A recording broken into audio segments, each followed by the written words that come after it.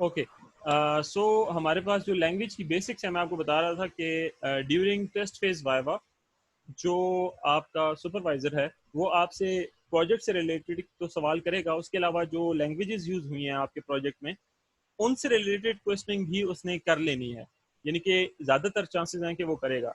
तो डेफिनेटली जो हमारे पास टेस्ट फेज के सॉफ्टवेयर की जो कोडिंग हुई हुई है, चलें वो तो मैंने आपको एक्सप्लेन कर दी।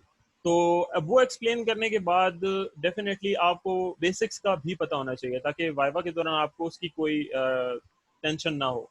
तो बेसिक्स का भी मैं आपको थोड़ा बहुत बताऊंगा कि आपने कैसे जो है वो तैयारी करनी है या क्या क्या चीज़ें तैयार करनी है, कौन कौन सी चीज़ें वो पूछ सकता है, ये सारी चीज़ें मैं आपको बताऊंगा। नंबर 5 पे मैं आपको ये बताऊंगा कि how to set up the environment या आईडीई। आपने आईडीई कैसे सेट करना है। IDE stands for integrated development environment. जब आप किसी भी चीज़ को या सॉफ्टवेयर को डेवलप करने जा रहे होते हैं so you need an IDE. और हमारे इस केस में आईडीई तो नहीं हम यूज़ कर रहे, हम एक टेक्स्ट एडिटर यूज़ कर रहे हैं, लेकिन ओवरऑल आपको मैं सिखा दूंगा अभी इस सेशन में कि आप पूरा सॉफ्टवेयर चलाने के लिए मैंने स्टार्ट कहाँ से लिया था, यानी कि जब मैंने आप लोगों के सॉफ्टवेयर डेवलप किए so from where did I start, तो वो मैं आपको स्टेप बाय स्टेप सारी चीज़ें बताऊंगा। नंबर 6 ये है कि हाउ टू सेट अप या हाउ टू टेक बैकअप या रीस्टोर द डेटाबेस, कि जो भी आपका डेटाबेस है उसको किस तरह से आपने बैकअप लेना है और किस तरह से उसको रीस्टोर करना है। रीज़न बिहाइंड दैट कि मैंने आप लोगों के जो सॉफ्टवेयर्स हैं वो बना के और अपलोड कर दिए हैं एलएमएस पे। अब आप लोगों ने वहाँ से डाउनलोड करने हैं, डाउनलोड करने के बाद सारे स्टेप आपने रिपीट करने हैं जो कि अभी मैं आपको दिखाऊंगा, यहाँ पे स्क्रीन पे मेरे आपको नज़र आ जाएंगे। दूसरी बात यह है कि जितने भी आपके पास 1 सेकेंड।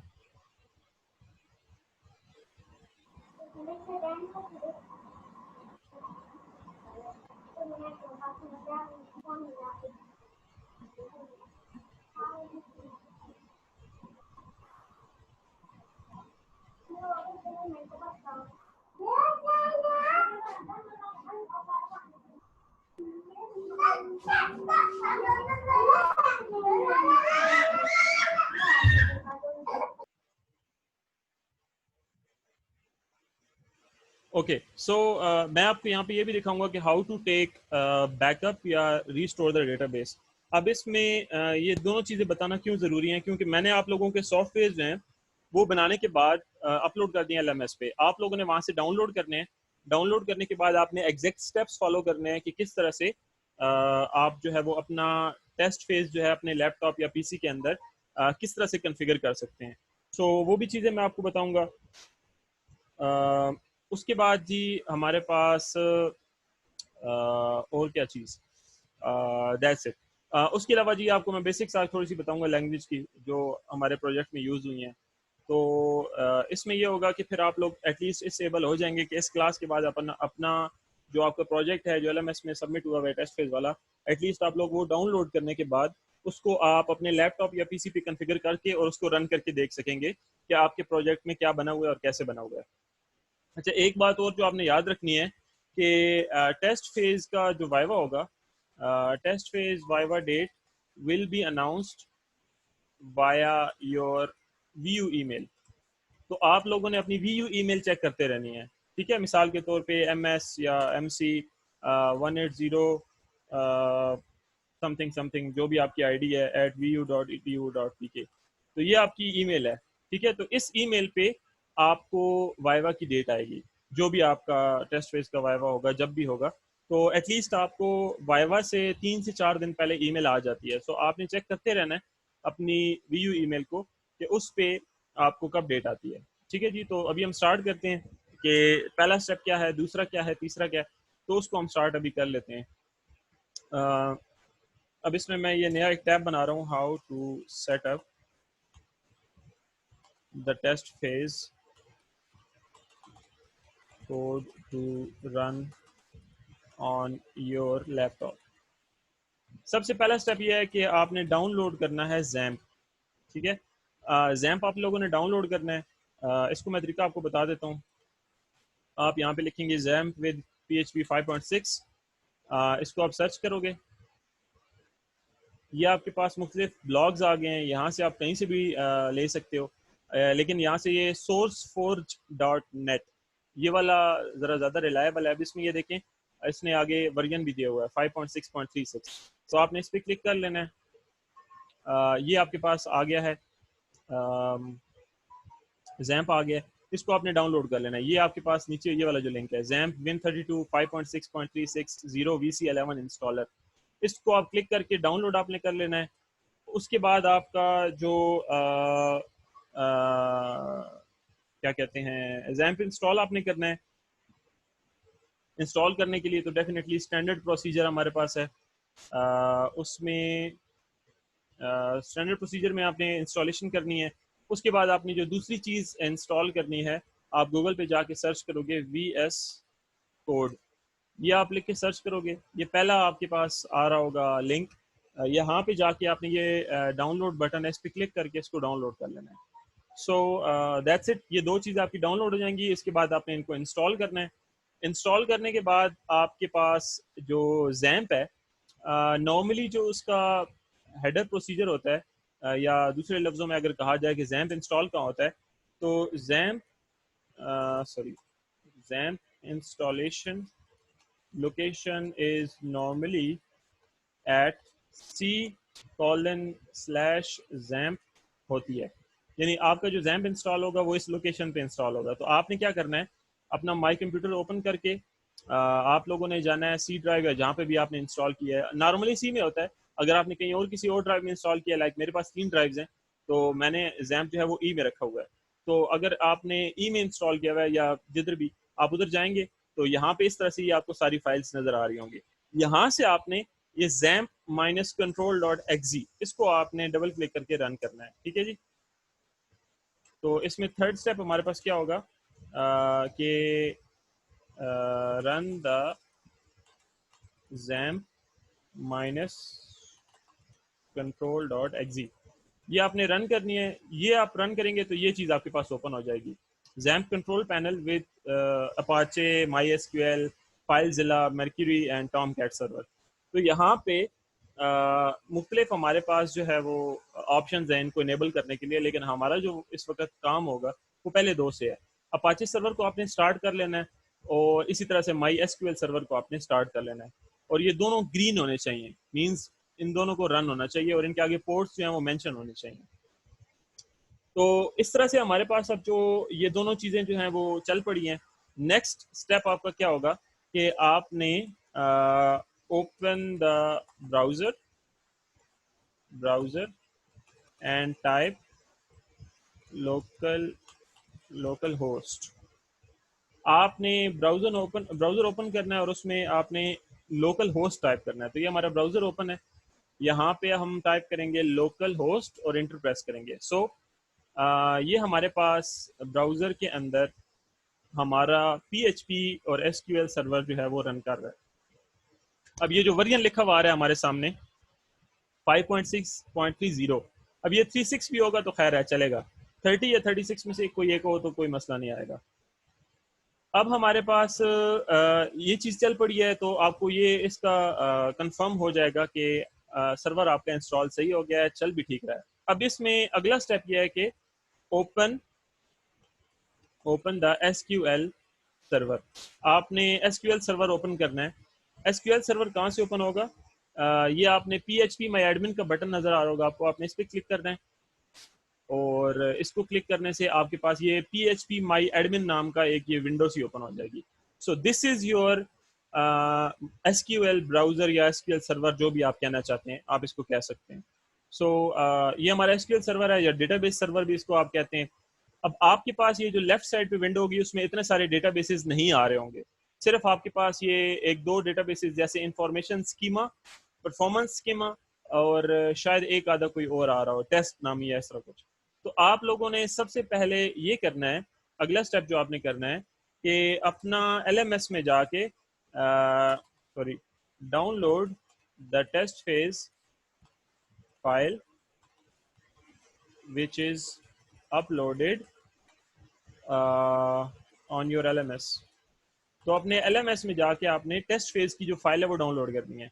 सो लेट्स सपोज आप लोगों में से कोई जाता है बंदा और वो जाके ओपन करता है LMS, और LMS ओपन करने के बाद अपना LMS ओपन करने के बाद वहाँ से फाइल डाउनलोड करता है। लेट्स से उनकी फाइल्स डाउनलोड हो जाती हैं हमारे पास, जैसे कि ये एक फाइल है ग्लोबल मेडिसिन डायरेक्टरी। ओके, सो इसमें हमारे पास ये फाइल उनको मिलेगी, जिप फाइल होगी। तो ये जिप फाइल आप लोगों ने LMS से डाउनलोड करके रख ली। अब इसको आपने ओपन करना है, इसको आप डबल क्लिक करके ओपन करेंगे या इसको एक्सट्रैक्ट कर लेंगे, तो इसके अंदर ये एक फाइल होगी। इस फाइल को डबल क्लिक करेंगे तो ये इसके अंदर बहुत सारी फाइल्स होंगी। इन सब फाइल्स को आपने कॉपी कर लेना है, ठीक है जी। इन सब फाइल्स को आपने करना है कॉपी। अगला स्टेप क्या होगा? Copy all the files which are inside the zip file you have downloaded from LMS। तो LMS से जो चीज़ आपने डाउनलोड किया है, जिप फाइल थी, उसके अंदर जितनी भी फाइल है उनको कॉपी कर लें। उससे अगला स्टेप क्या होगा? आपने अगले स्टेप में ये करना है कि गो टू जहाँ पे भी आपका जैम्प इंस्टॉल है। लेट्स सपोज आपका जैम्प जो है वो सी में इंस्टॉल है, तो आपने जैम्प में जाना है, उसके अंदर htdocs वाले फोल्डर के अंदर जाना है, और उसके अंदर जाके आपने एक फोल्डर बनाना है जिसका नाम आपने रखना है टेस्ट फेज। ठीक है, इस तरह से आपका ये लोकेशन होनी चाहिए।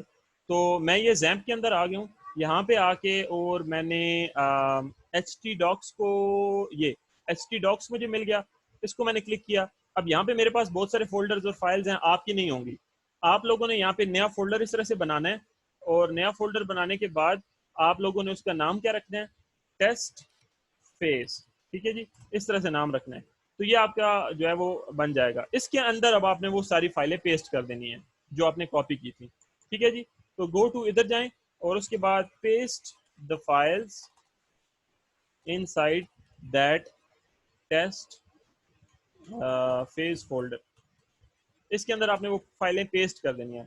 और वंस आप ये फाइलें पेस्ट कर दोगे, तो मिसाल के तौर पे अब हम गए, ये हमारे पास फाइलें सारी पेस्ट हुई हुई हैं। ओके, अब इसमें आपने क्या करना है? डीबी बैकअप, या तो आपके पास एक फोल्डर बना होगा डीबी बैकअप नाम का, और अगर वो ना हुआ तो इसी ये जो एक फाइल होगी जिसकी एक्सटेंशन होगी .sql, ये फाइल आपकी या तो डीबी बैकअप नामी फोल्डर के अंदर होगी या यहीं पे कहीं पे बाहर इन फाइल्स के अंदर पड़ी हुई होगी।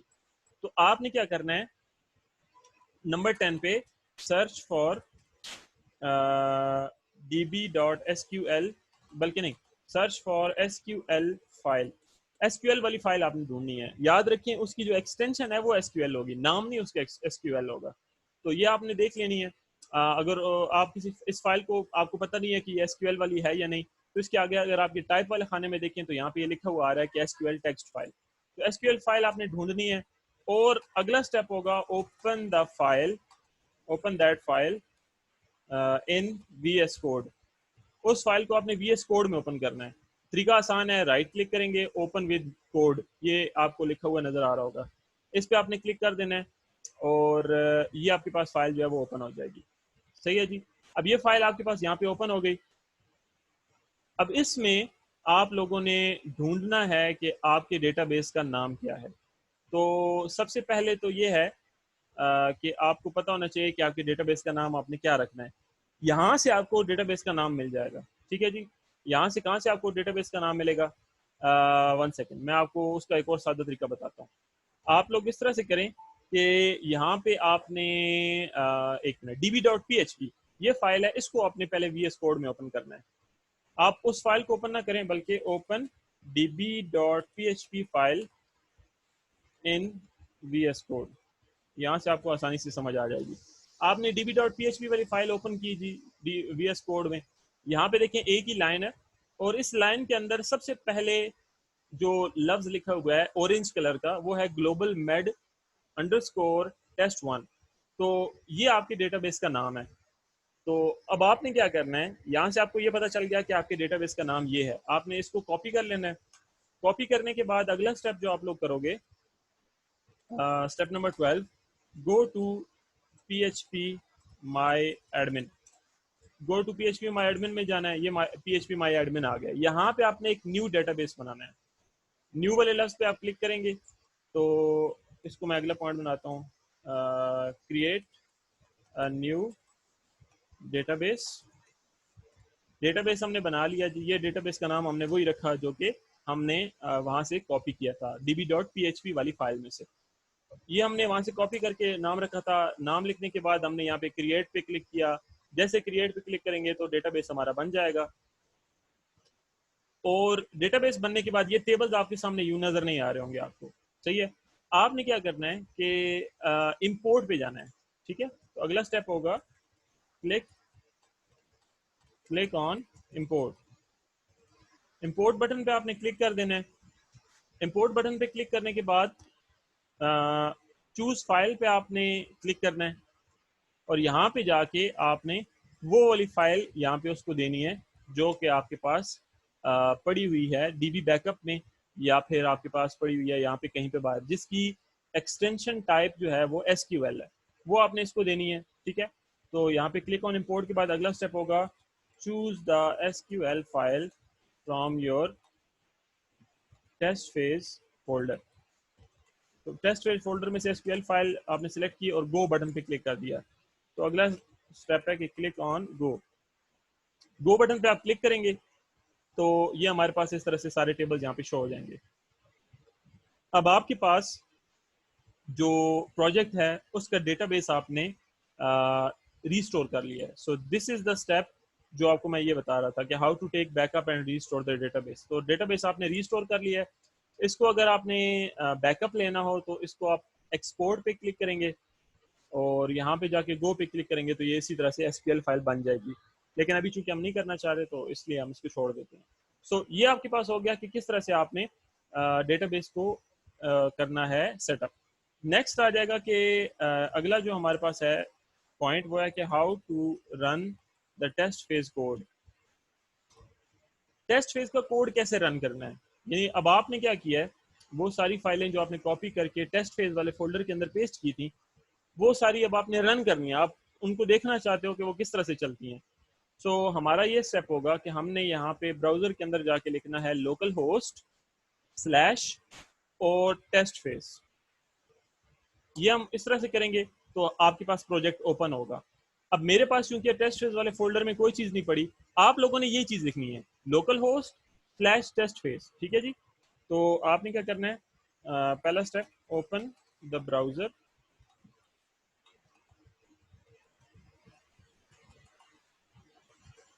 उसके बाद अगला स्टेप है type local host slash test phase. याद रखें टेस्ट फेज तब लिख रहा हूं मैं जब आपने उस फोल्डर का नाम टेस्ट फेज ही रखा होगा जिसके अंदर आपने फाइल्स कॉपी की हैं। अगर आपने उसके अंदर नाम गलत लिखा हुआ हुआ डेफिनेटली फिर आपको वो नाम mention किया होगा। तो यहाँ पे अब हमारे पास 1 सेकेंड, ये हमने ये वाली चीज यहाँ पे लिखनी है ब्राउजर के अंदर। अब मेरा चूंकि वो थोड़ा सा फास्ट और है तो मैं वही चीज लिखूंगा जो मैं लिखना चाह रहा था। तो आप इस तरह से ओपन करेंगे तो ये आपके पास जो है वो बल्कि नहीं कोई और ओपन हो गया, मेरे ख्याल से ओके। सो ये हमारे पास प्रोजेक्ट हो गया, यानी टेस्ट फेज आपका ये चल रहा है। सो इस तरह से आपका टेस्ट फेज आपके सामने रन हो जाएगा। तो ये तरीका कार है। आप ये लिख के इंटर प्रेस करोगे एंड प्रेस एंटर, तो आपके पास ये जो प्रोजेक्ट आपका या टेस्ट फेज जो भी आपका है वो चल पड़ेगा। जैसे और मेरे पास जो प्रोजेक्ट है वो भी हम ओपन कर लेते हैं, आपको दिखा देते हैं। जैसे टॉयमेनिया है, टॉयमेनिया कर लेते हैं, ये टॉयमेनिया वाला प्रोजेक्ट है। इसी तरह से और कौन सा है जी हमारे पास,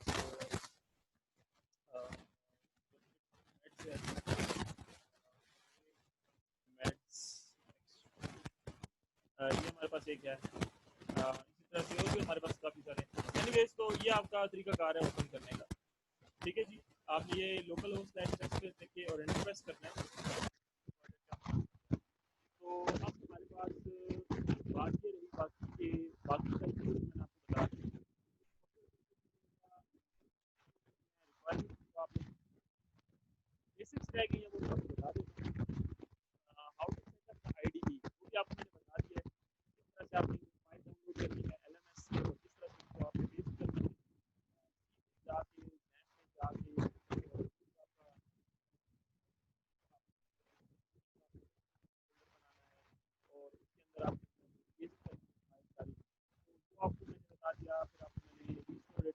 बता दिया। और आपको कुछ दोबारा दोहरा दूँ कि टेस्ट पेज वाइवा जो है उसकी डेट आपको ईमेल के ज़रिए से आना होगी, तो वो आपने ध्यान में रखना है। ईमेल पे आपने चेक करते रहना है, और वो भी वीयू ईमेल आपका जो है, तो उस पर आपने चेक करते रहना है। ये हमारी आज की क्लास थी जिसमें आपको मैंने प्रोजेक्ट कॉन्फ़िगरेशन को बताना था, और आई होप के सारे स्टूडेंट जो आज ज्वाइन कर चुके हैं। आप लोग अपना जो प्रोजेक्ट है वो आज कॉन्फ़िगर करोगे, आप लोग डाउनलोड करो, उसको कॉन्फ़िगर करो। अगर उसमें आपको कोई इशू आता है तो आप मुझे व्हाट्सएप पे वॉइस मैसेज भेज दें, मैं आपको डिटेल से रिप्लाई कर दूँगा। थोड़ा सा बेसिक्स की तरफ चलते हैं, और फिर नेक्स्ट क्लास की मैं आपको डेट बता देता हूँ कि नेक्स्ट क्लास आपकी कब होगी। बेसिक्स ये है कि आप लोगों ने जाना है w3schools.com, या सिर्फ w3schools गूगल पे, तो आपको इसका लिंक आ जाएगा। ये पहला लिंक है w3schools.com। यहाँ पर से आप लोगों ने बेसिक्स तैयार करनी है HTML की, PHP की और CSS की। और बेसिक्स कैसे तैयार होती हैं ये देखें, HTML एंड CSS, पहला नंबर ही आ रहा है learn HTML and learn CSS। पहले आप लर्न HTML पे क्लिक करेंगे, देखिए ये इसके अंदर इसकी बिल्कुल सारी चीज़ें हैं, लेकिन हमने सारी चीज़ें नहीं करनी, हमने इसकी बिल्कुल बेसिक्स तैयार करनी है। बेसिक्स में क्या आ जाएगा, ये बेसिक HTML बेसिक, ये बेसिक लिखा हुआ आ रहा है। इसमें अब हमारे पास आ,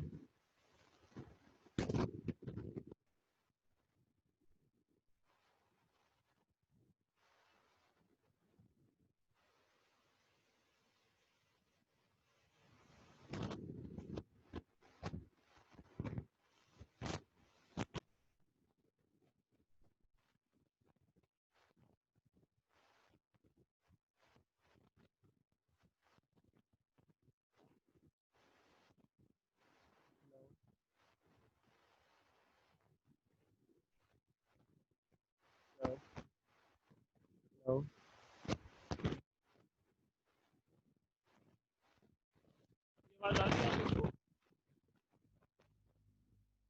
हेलो, आवाज नहीं आ रही सर।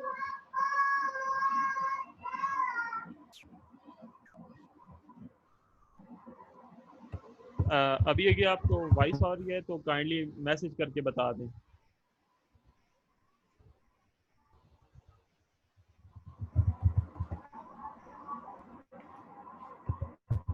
ओके ओके, रिकॉर्डिंग इसकी हो रही है, वो मैं आपको साथ साथ सेंड कर दूंगा आफ्टर द क्लास।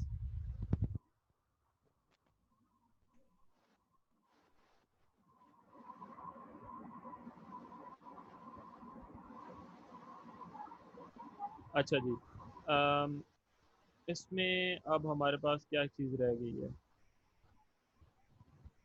ओके, तो HTML बेसिक्स का आपको मैं बता रहा था कि बेसिक्स जो हैं वो आपने यहाँ से तैयार करने हैं।